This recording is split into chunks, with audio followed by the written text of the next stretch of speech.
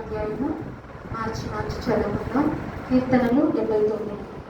దేవా, అన్యజనులు నీ స్వాస్థ్యములోనికి చొరబడి ఉన్నారు. వారు నీ పరిశుద్ధాలయమును అపవిత్రపరిచి ఉన్నారు. యెరూషలేమును పాడు దిబ్బలుగా చేసి ఉన్నారు.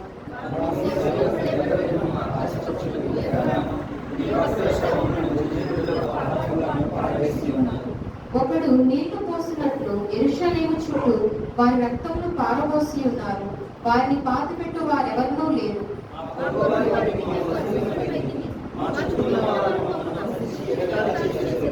యెహోవా, ఎంతవరకు కోపపడుదువు? ఎల్లప్పుడూ కోపపడుదువా? నీ రోషము అగ్ని వలె ఎల్లప్పుడూ మండునా?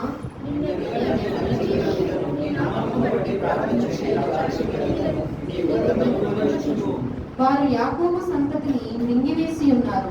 వారి నివాసములు పాడు చేసి ఉన్నారు.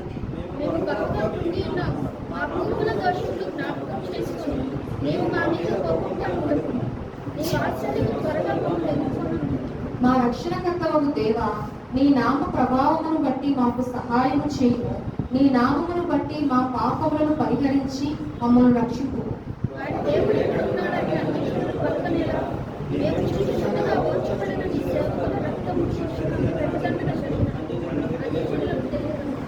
చెరలోనున్న వారి నిట్టూర్పు నీ సన్నిధికి రానిము. నీ బాహుబలాతిశయమును చూపుము. చావునకు విధింపబడిన వారిని కాపాడుము.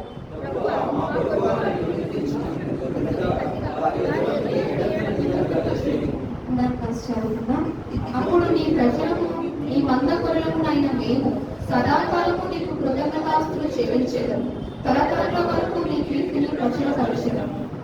దేవుడి మాత్రం ద్వారా